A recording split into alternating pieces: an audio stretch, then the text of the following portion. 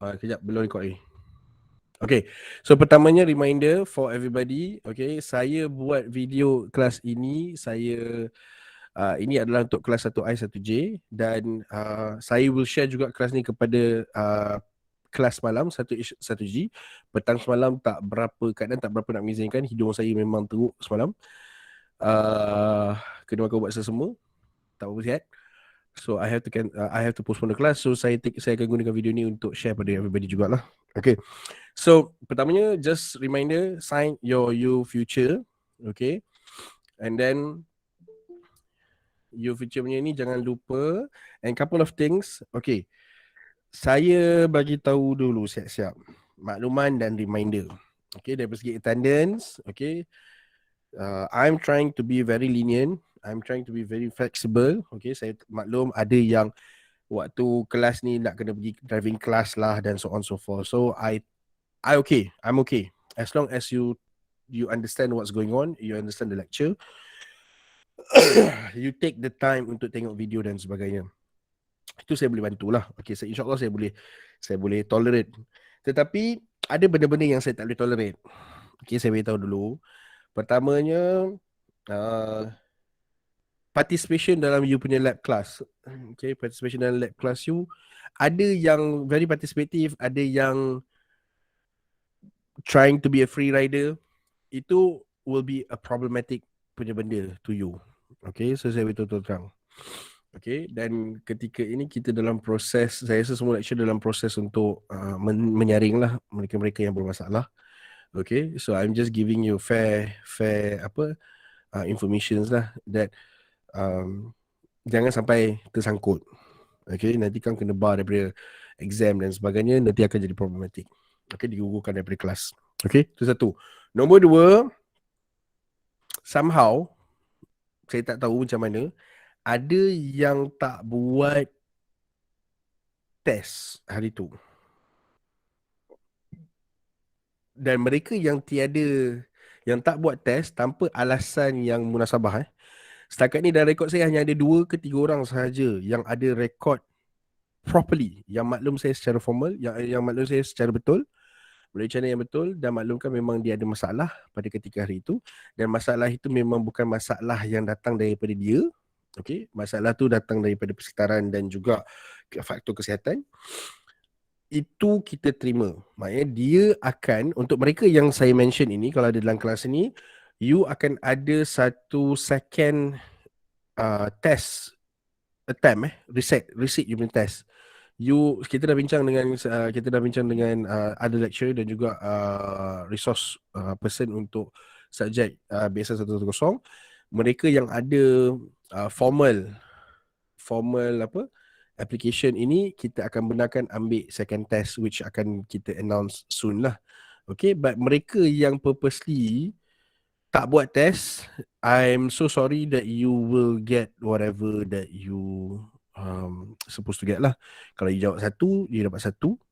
Kalau you tak jawab langsung, then kosong lah. Okay, so that will affect your scoring lah later. So saya just give you a fair warning on that one. Then I take it, assignment will be a very serious thing juga. Failure for you to be participative, kalau you tak buat you punya assignment properly dan bersama your team members, dan saya highlight kalau ada team yang mempunyai masalah dengan mereka yang free riders, please inform pada saya. You tak inform, saya tak tahu, I take it everything is okay. Okay, so bila kita kata free rider ni, maksudnya bukannya lah awak susah nak handle. Dia tak langsung. Kalau dia tak buat langsung tu akan bermasalah. Okay, dia hanya nama saja, orangnya, individunya secara impersonal tak wujud. You message tak reply. Kalau dia reply pun dia macam tak berminat, then itu akan masalah. Tapi kalau kata you message, you try call apa semua, dia lambat sikit dan still dia beri kerjasama, dan should be okay. Okay, saya memang try to be very fair, so I just send everybody a fair information lah. So semua orang patutnya ada ample chance to prove themselves. Alright, So that's couple of things as a reminder. So we are going into our week 9, week 10 punya proses. So you ada lebih kurang sebulan lebih saja lagi. Okay, untuk you habiskan semester ini dan seterusnya you akan go for your minggu exam dan lepas tu progressing kepada exam seterusnya lah. Alright, so couple of things itu yang saya nak highlight before kita start kita punya kelas. So ada apa-apa soalan before saya start my class? Ada apa-apa boleh No, share? sir. Not sir. Alright, good. Kejap lupa tak buka dah buka dah.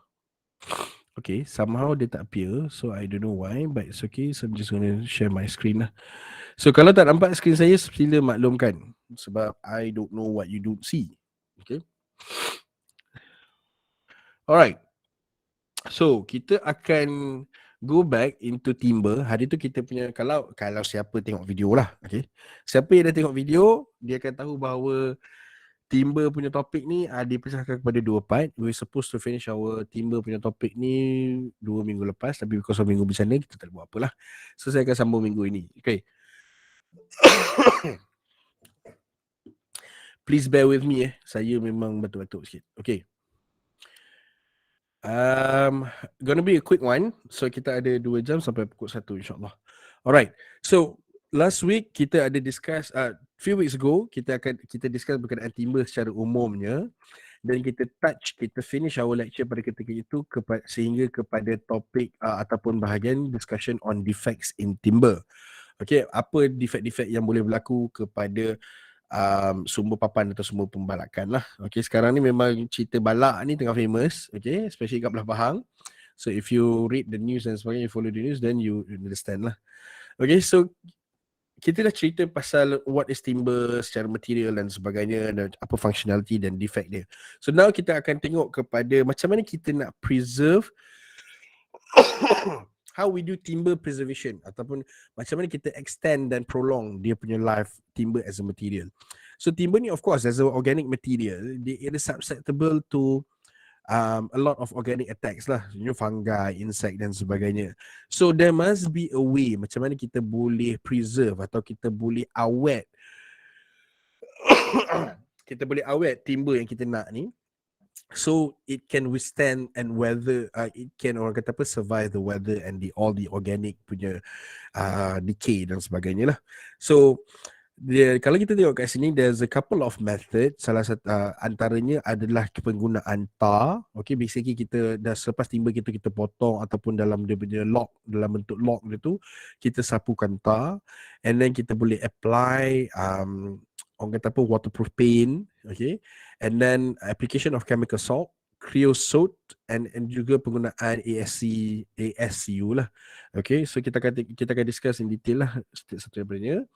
So the first one adalah timber tar treatment. So basically tar treatment ni adalah application of tar yang panas tu, tar yang kita buat jalan tu, okay, bitumen lah, okay, bitumen yang kita buat jalan tu, okay, dan kita akan sapukan ke atas permukaan kayu, okay, sama ada permukaan kayu yang you dah potong ataupun permukaan kayu yang you dah log dan you dah ni, kita sapu sebab ini basically membantu prevent water daripada entering ataupun organic ni atau fungi atau insect ni daripada enter kepada pokok lah ataupun kepada timber material tersebut.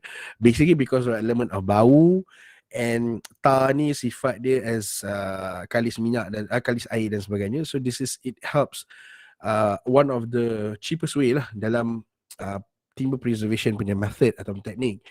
But of course, being cheap doesn't mean it's good. So disadvantages of this timber ataupun tar treatment dalam timber application adalah obviously you akan dapat hasil kayu yang berwarna hitam atau gelap lah. Okay, so this is the drawback of tar treatment application. And then the next one, kita ada paint treatment. Basically kita sapu oil paint. Okay, so bila kita kata oil paint, it's supposed to be waterproof paint lah. Okay, dia kalis air, and then usually kita akan apply dia dalam 2 or 3 coats, maksudnya 2-3 lapis of this oil paint on the clean surface of the wood. Maksudnya bila kita dah potong dan sebagainya, kita akan ada surface yang elok dan kita akan sapu.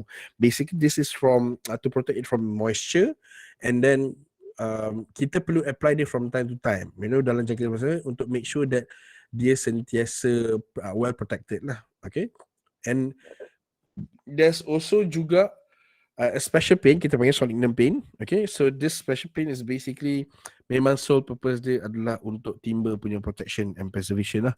So this is a couple of paint type yang ada, and obviously with this paint it comes with a variety of color scheme which obviously you can apply it to which you can actually have a better and improve appearance of the timber itself lah. So maknanya you boleh color pink ke, color turquoise ke apa ke, so you boleh actually find the right paint color for your timber preservation. So the next one we're going to talk about chemical salt treatment. Basically penggunaan garam chemical ni, garam bukan garam natural lah. Okay, basically ia adalah menggunakan preservatif yang kita guna untuk kita dapatkan satu larutan garam. Okay, so penggunaan larutan ini, basic garam terlarut ni, dia adalah combination of copper sulfate, chloride, mercury chloride ni adalah butter, chlorida butter lah. Okay, and then batu yang chloride solution yang khusus untuk batu, kita ada zinc chloride and then sodium fluoride. So all of this bila kita campurkan, kita akan sama ada kalau kata timber tu kecil, kita boleh rendam, ataupun kita akan apply paint and dia macam varnish lah, ataupun macam kita sapu lekar kat atas permukaan papan. So this chemical salt treatment, saya antara cara mudah untuk kita nampak dia seakan-akan paint. Okay, kalau awak pernah tengok lekar ataupun shellac, okay, bila kita apply kepada permukaan papan, dia akan hasilkan satu surface yang protective surface lah, protective layer yang prevent daripada this wood untuk orang kata apa decay lah. Okay, so itu yang cara mudah untuk kita faham. Okay, dan seterusnya ada creosote oil treatment. Okay, so ini distillation. Basically creosote oil ni adalah a form of oil yang kita tapis daripada bitumen ataupun tar yang tadi awak tengok tu. Okay, yang warna hitam tu. So basically kita akan gunakan oil ni. Dia punya application is a bit different. Okay, it's not like kita apply kita apply macam paint ataupun macam tar tadi kita sapu saja, but rather kita menggunakan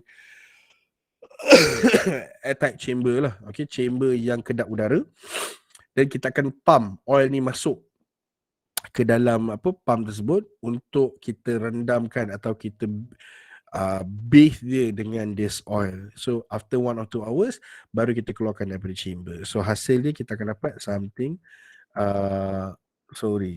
kita akan dapat dia something like bukan gambar ni. So it's a different thing. Okay, salah satu lagi bicara yang ada, gambar ni. Kalau awak tengok ni gambar hitam ni.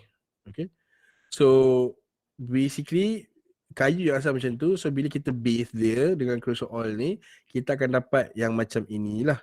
Okay, so dia seakan-akan bitumen tu, tetapi it has a different properties and layers lah. Okay, ada juga antara yang kalau kita pernah tengok preservation timber, ada orang dia mungkin menggunakan sampai tahap you letak dia ataupun you masak dia dalam oven seakan-akan nak menjadikan dia arang macam tu.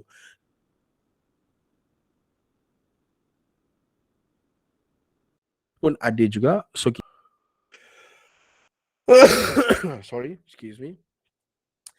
Then the last would be ASCO treatment. ASCO ni lah. So ini basically kita gunakan preservative yang dia adalah komponen chemical component yang consists of hydrated arsenic, pentoxide, and then arsenic pentoxide satu portion atau satu bahagian. Total ada 8 bahagian lah. Satu hydrated arsenic pentoxide, and then gabungan copper sulfate 3 bahagian, and then ada 4 bahagian of potassium dichromate. So potassium ni dia akan bentuk color lah, certain color ke atas you punya ni, usually dalam bentuk tak saya macam bentuk akan warna shellac juga. Okay, and then dia wujud dalam bentuk powder. Okay, so by mixing this powder, you akan dapat satu solution. So solution ni sama ada you spray atau you sapu ke atas you punya timber product tu, and then you punya timber tu basically dia prevent daripada serangan fungi ataupun insect such as termite lah.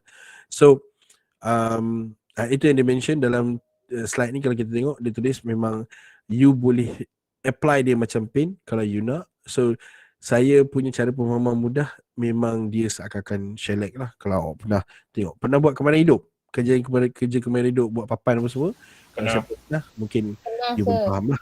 Okay, alright. So setakat ni kalau ada apa-apa soalan, just interject je saya, so kita boleh discuss terus. Takut nanti kalau kita biarkan kita terlepas pandang dan terlupa. Okay, so selesai preservation timber, basically kita akan look into apa timber product yang available in the market. Okay, there are tons and tons and tons of timber product yang ada. Daripada papan berlapisnya, papan berlaminate, insulation panel, you ada plywood biasa. So timber product ni dia punya range dalam construction bukan setakat daripada application of di bangunan sahaja. Dia melibatkan a vast usage sehinggalah ke penggunaan dia as a furniture dan sebagainya lah. So daripada dalam timber product yang digunakan dalam construction sendiri pun dah macam-macam benda. So kalau you tengok kat sini, this is some of the contoh yang ada lah. Glulam, laminated veneer, and then ada structural, ada pula laminated, ada yang film je, ada yang plywood. So beza dia ada perbezaan lah setiap satu. Ada yang panel, and then ada yang fiberboard. So this is some of the ni lah. Okay, so kita just akan go through a quick one on timber product. So kalau awak tengok kat sini, this is glued laminated timber. Basically ini adalah gabungan potongan-potongan timber yang dia lekatkan. So basically it's being glued. Selalunya dia digunakan untuk structure timber members lah. Okay, so you akan guna beberapa kayu from a specific thickness, lekatkan, guna gam kayu yang proper, dan dia akan form into a specific type of glued laminated timber. And each of this ada dia punya bukan kita lekat sendirilah, selalunya kilang lah yang akan lekatkan. Dan bila kilang dah lekatkan, basically by the end product ni kita akan dapat macam yang dalam gambar tu lah. Dia ada pelbagai range based on based on English standard, British standard, British dan juga European standards lah. So ini salah satu daripada contoh yang ada. Kadang-kadang kita boleh nampak glulam ni dia juga digunakan untuk perhiasan, pottery dan sebagainya lah. Kalau mana yang selalu tengok video dekat Facebook ke Instagram, TikTok ke, ada juga kalau you pernah tengok orang mengukir kayu menggunakan this glued laminated timber. Okay, hasilkan mangkuk, cup dan sebagainya. Dan kita ada laminated veneer lumber. Okay, so ini basically gabungan timber yang kecil tapi lebar, and then at the same time kita lekatkan dia untuk kita dapat satu bentuk kepingan pada ketebalan yang kita nak lah. Dan bila kita cantumkan setiap satu daripadanya, basically dia akan provide ataupun timber yang dihasilkan akan ada 2 kali lebih kuat daripada segi strength of the timber itself. And then dia lebih, orang kata pun, mudah dilentur dan sebagainya. So kadang-kadang ini kita akan tengok di dalam application di joints ataupun di certain construction yang kita perlukan dia boleh bend dan sebagainya.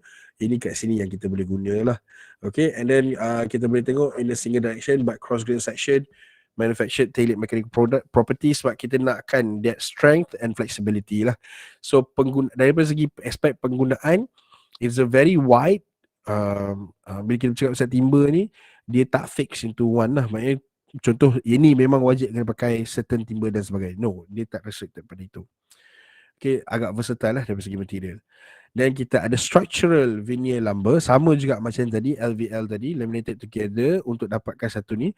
Tetapi purpose-nya lebih, bila kita dapat satu pada ketebalan yang spesifik yang kita nak, dia lebih, purpose dia lebih fit for the purpose of structure. Bila kita nak buat tiang, dinding contohnya, yang kita perlukan that timber punya touch. So inilah satu-satu option yang ada lah menggantikan konkrit dan so on. Okay, dan kita ada cross laminated timber. Basically kalau awak tengok kat sini, cross laminated timber ni sama juga beberapa kepingan kayu yang dilekatkan bersama, tetapi bentuk ataupun orientasi kayu tu dilekatkan will give a certain ataupun a certain strength to the laminated timber, dan menyebabkan with that particular strength dia sesuai untuk digunakan sebagai lantai ataupun dinding, and then for certain area mungkin you jadikan sebagai alas ataupun cover untuk you punya roof section. So this is also applicable lah. Okay.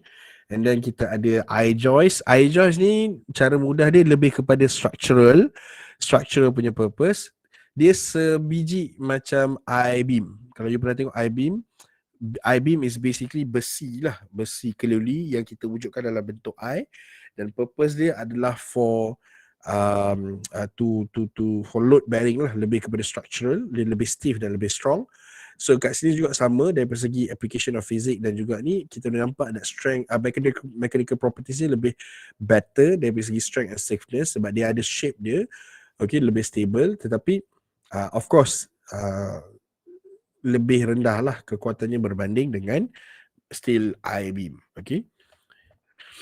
Dan kita ada structure insulated panel. Basically structural panel begini, dia kita boleh nampak dia ada application of foam. Okay, foam ni is basically kalau awak pernah tengok lah, dia sebenarnya saya nak kata seakan-akan sintetik getah ataupun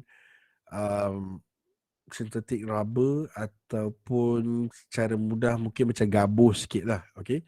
Dan gabus ni pun dia ada macam-macam jenis. Ada foam gabus yang very keras, yang very stiff, ada strength, dan ada juga yang lembut. Macam kita letak dalam kita punya, bila kita beli barang elektrik, ada kotak, ada gabus putih macam tu kan.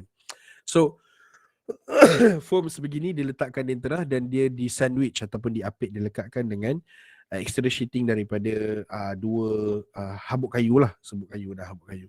So kebiasaannya ini pun ada juga digunakan usually untuk insulate, as an insulation layer lah between dua dinding. Kebanyakan mungkin contoh application dekat overseas, kita nak ada heat retention di dalam building ataupun jadi heat block ataupun apa, barrier kepada udara sejuk dan sebagainya. So 4 musim, so ada juga digunakan sebeginilah. Okay, and then kita ada Brad staple, so also known as Dualum. Basically solid panel kayu yang kita gabungkan dengan softwood dan kita susunkan dalam bentuk geometri ataupun macam puzzle lah, saya would say. Okay, so bila kita drive dia dalam bentuk macam ni, it produce a certain strength, dan pada masa yang sama kita boleh macam yang saya cakap it helps di dalam proses pengeringan kayu tersebut lah, ataupun kita nak control moisture content yang masuk balik dalam kayu. So usually dalam bentuk Brad staple dia susah nak warping, kayu susah nak warp lah ataupun meleding. Okay. So and then kita ada plywood, itu common, basically is combination beberapa tin dan juga layer of kayu veneer yang tebal nipis yang digantung bersama. Okay, saya rasa ini quite common plywood di Malaysia, banyak application dia. Okay, so yang then kita ada oriented strand board. Okay, basically oriented strand board ni dalam bahasa kasar ni yang saya mudah nak explain adalah papan sebut kayu. Okay, so daripada sebut kayu yang hancur tu, dia compactkan menjadi this particle board lah. Okay, dan dia letak gam tu semua, jadilah papan sebut kayu.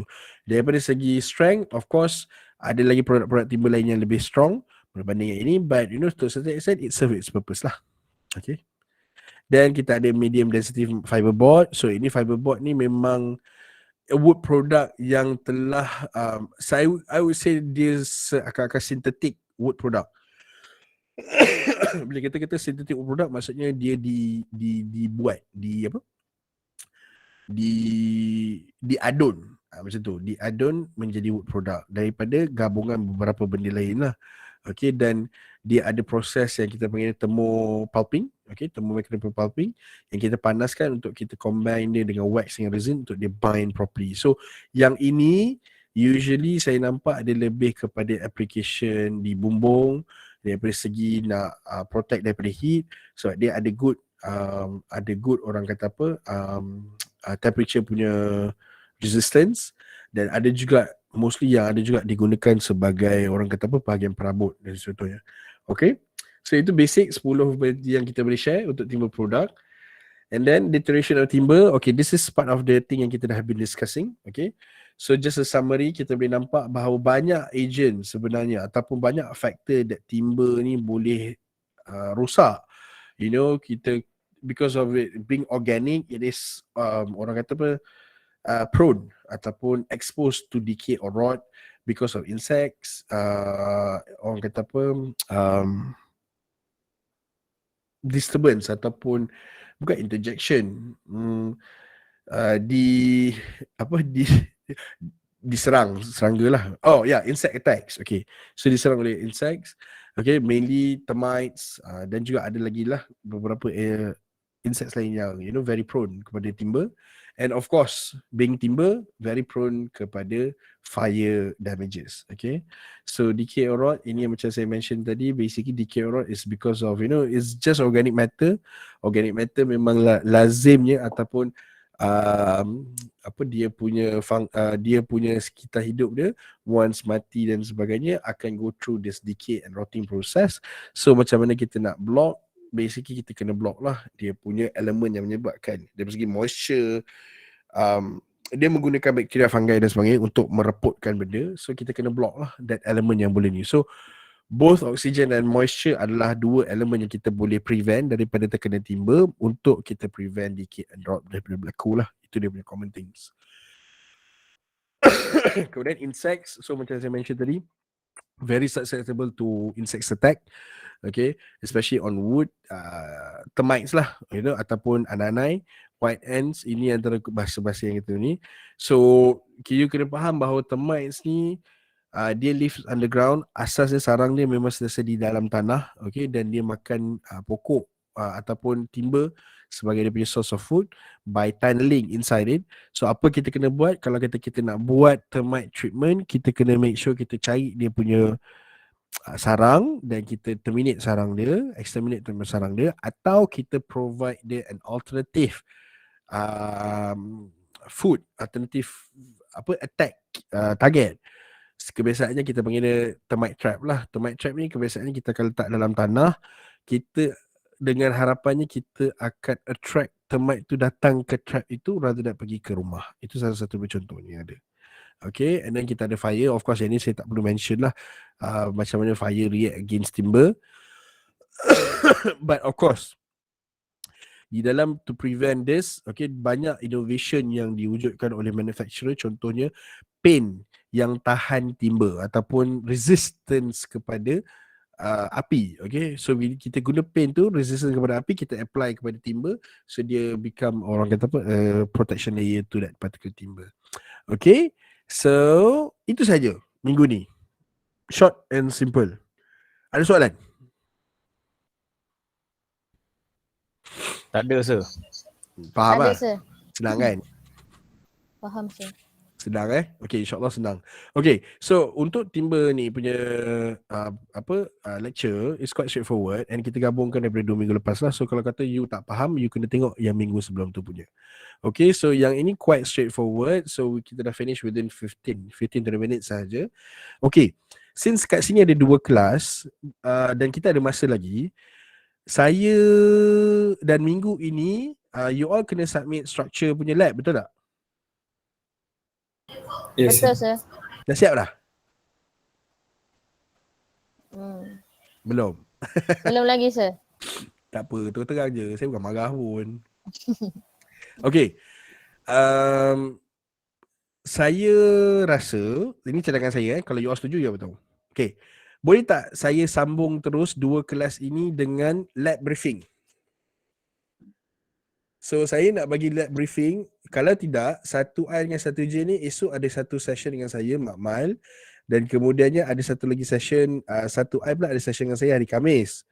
So, since kita ada masa lagi, saya terus proceed dengan lab punya lab punya apa nama? Briefing. So esok dengan lusa, you all hanya sign attendance dan you all ambil masa untuk lengkapkan whatever work that you supposed to do. Okay tak? Boleh, sir. Boleh, Okey, boleh. boleh, sir. Boleh, sir. Okay, Boleh, good. sir. Alright, kalau boleh. Okay, itu untuk 1I. Since video ni saya akan share dengan kelas satu lagi. Untuk 1H dan saya highlight juga 1H, 1G walaupun tak ada kena dengan you all. Okay, 1H, 1G saya akan include juga this briefing, that briefing. So untuk kelas 1H kejap lagi petang nanti you just terus tengok video sahaja. Dan juga 1G, 1G kelas lab dia online.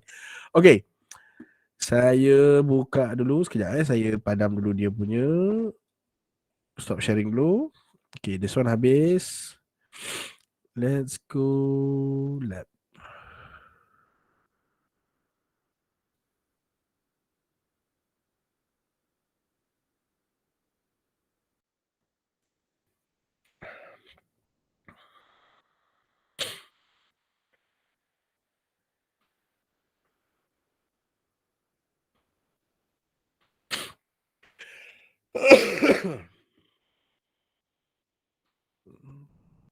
You.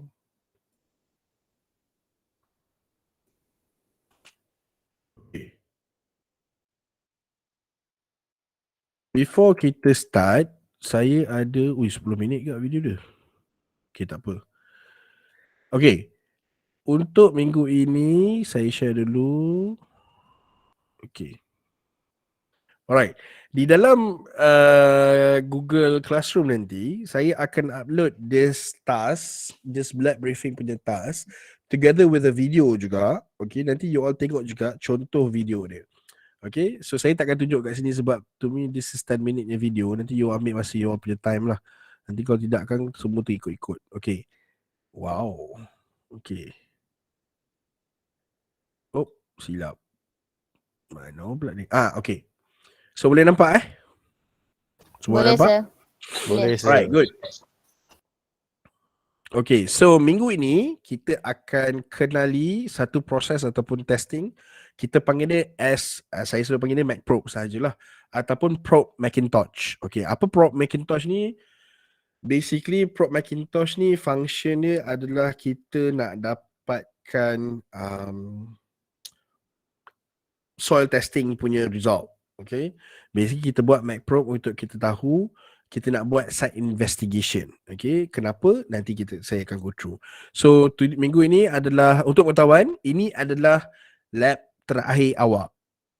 Happy tak lab terakhir? Happy, sir. Okay, so yes, so saya just nak declare siap ini lab terakhir awak So ni last lab, okay. Syukur Alhamdulillah boleh sujud syukur lepas ni. So lepas ni akan ada tenang sikit lah. Okay. So Probe Macintosh. So prepared by Survey Azura. So ini adalah some reference yang you boleh tengok lah. Okay. Mac Probe, probing proses ni semuanya function yang sama. Okay. Kalau awak nak tahu, pertamanya saya kenalkan dulu bahawa semua jenis probe. Kalau awak tengok sini ada 3 jenis probe. Mac Probe, JKR punya probe, standard penetration test. Okay. Dan ada bacaan-bacaan dia lah. Okay. So saya nak highlight dulu bahawa kesemua ini secara umumnya fungsinya sama, objektifnya sama, which is dia nak dapatkan, kita nak dapatkan data, kita nak collect data buat soil investigation ataupun soil condition ketika kita buat site investigation. Okay, kita ada project site, apa yang kita nak buat, kita kena investigate dulu. Okay, tanah dia ni jenis apa, so kita tahu dan kita boleh suggest, kita boleh engineer boleh do the right calculation, what kind of piling ke ataupun footing yang nak guna dan sebagainya, sama ada nak guna rough foundation ke, pad footing ke, pile footing ke, driving pile ke apa ke, berdasarkan soil investigation kita buat. So bila kita buat site investigation, antaranya kita kena buat disk probing untuk kita dapatkan tanah punya soil condition, okay, untuk determine.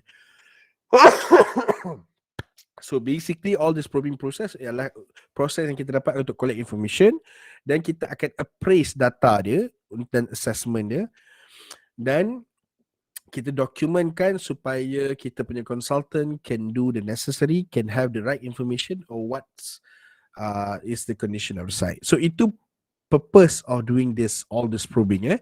So kita ada MAC probe, JKI probe and standard penetration test. Alright. Objektif dia basically collecting a disturbed soil sample. Okay, grain size analysis basically kita akan korek lah. Bila kita kata collect a disturbed soil sample, kita akan ambil sampel tanah. Okay, dalam bentuk grain size analysis dan soil investigation, dan kita nak determine apa layer yang ada. Itu objektif utama dia. Kita nak determine layer yang ada. Dan bila kita determine ada, kita nak tentukan apa material yang ada present lah, so kita tahu apa yang kita buat. So common equipment dia yang kita akan gunakan adalah boring rod, rod coupling, penetration cone, measuring tape, hammer, oil lubricant, glove, lifting tool, trowel dan metal dish. Okay, kita go through dulu, kejap lagi saya tambah dia punya information. Okay, pertamanya kita kena prepare the material preparation. All equipment kena ada test dulu. Kita dah assemble, kita kena tahu semuanya proper. Okay, the cone diameter tu pun has been measured menggunakan unit SI, dan kita ada boring rod dan hammer yang kita dah siap dengan rod coupling, kita dah siap minyakkan ataupun kita grease it up to make sure that bila kita pasang this machine, boring rod, hammer ni semua, dia senang nak lock dan senang nak function lah. And then kita perlu measure distances about 0.3 meter, about 0.3 meter, about 30 cm is measured and marked on the rod stud from the tip of the cone. Okay, the equipment is set up on the ground. Okay, and then the hammer is pulled in until it reach the maximum. Okay, so bila kita kata hammer tu, maksudnya bila kita nak buat pengorekan tu, dia akan ada hammer. Kalau you pernah tengok kita buat pile, kalau you pernah tengok kat mana certain construction site, dia nak buat driving pile, kita nak masukkan cerucuk dalam tanah, dia akan lepaskan macam mesin yang ada hammer tu, dia tarik, lepas tu dia lepaskan hammer tu. So this is the same lah, hammer is pulled until reach maximum and then dia lepaskan untuk freely drive the cone into the soil. Okay, dan kemudiannya kita recordkan berapa numbers of blows untuk penetration tu untuk dalam datasheet, and then kita keluarkan hammer yang kita need ada tadi tu, dan kita akan replace dia dengan another rod untuk kita make sure dia panjang. Sebab you kena faham bila kita ada hammer, bila dia dah ketuk, dia dah sampai satu distance, dia akan masuk drive dalam tanah tu, dan of course kita kena tambahlah rod tu untuk make sure kita boleh drive dia lagi ke dalam berdasarkan berapa dalam yang kita nak. So kita akan tengok the blow is more than 400 for 0.3 meter punya penetration. Kita nak reach, let's say lah kata 15 meter. So kita kena tahulah berapa banyak rod yang kita nak masukkan dan sebagainya. So daripada situ nanti kita akan pull the rod using lifting tool after the penetration dah reach the requirement, the required length lah ataupun the required depth.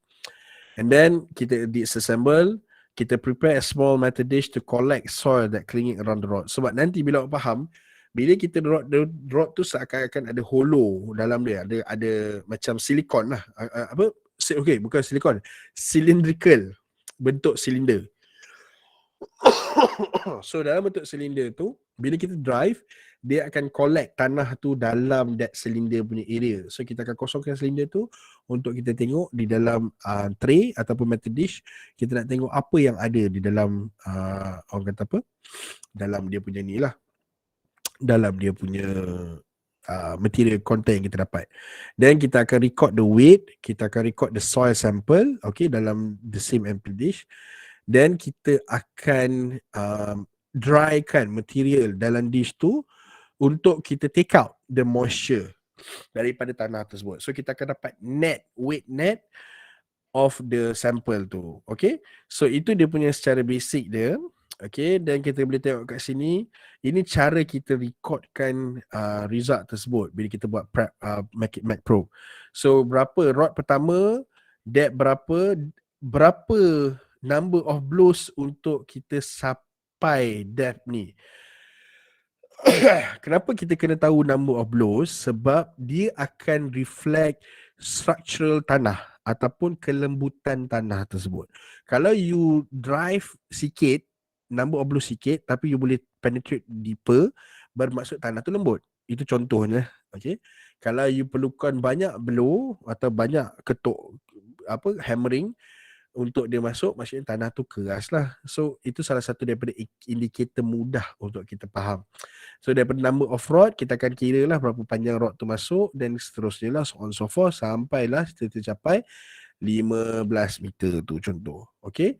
Dan daripada situ, kita akan ada satu graph yang kita boleh tunjuk. You akan boleh formulate a graph.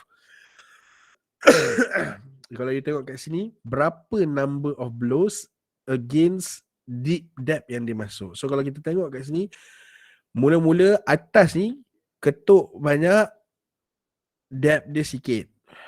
Okay. Ketuk banyak, depth dia sikit. Okay. Ketuk banyak, depth dia sikit. Betul lah. Okay. So atas tu surface keras. Okay. Dan seterusnya kita boleh nampak dia akan dia turun. Dia turun dan sehingga sampai satu tahap dia ketuk sikit, dia dapat pergi depth yang banyak. So maksudnya kat bawah tu tanah lembut. So atas tanah keras, bawah tanah lembut, and so on so forth lah, sampai satu tahap dia keras balik. So itu cara kita fahamkan graph tersebut lah. So then kita akan test juga dari soil humidity. That's why kita clearkan empty dish tu, kita timbang berat dia, lepas tu kita letakkan tanah yang before oven dry, dan kita akan kira juga berapa weight mass of dish tu selepas dah dry, and then kita akan kira juga, take into account soil only punya mass lah. Okay. So itu sahaja secara umumnya apa itu MacProbe. Faham ke? Ada soalan ke? Tak ada, sir. Okay. So this is your last lab. So saya akan provide all the details sama juga di dalam kita punya Google Classroom together with the video. Satu video tu you boleh tengok lah untuk you tingkatkan pemahaman you berdasarkan apa yang saya explain ni. And then you boleh pergi juga cari all other source of material di luar sana. Dan you buatlah your video macam biasa. Okay. And your last video ni buatlah yang terbaik. Okay.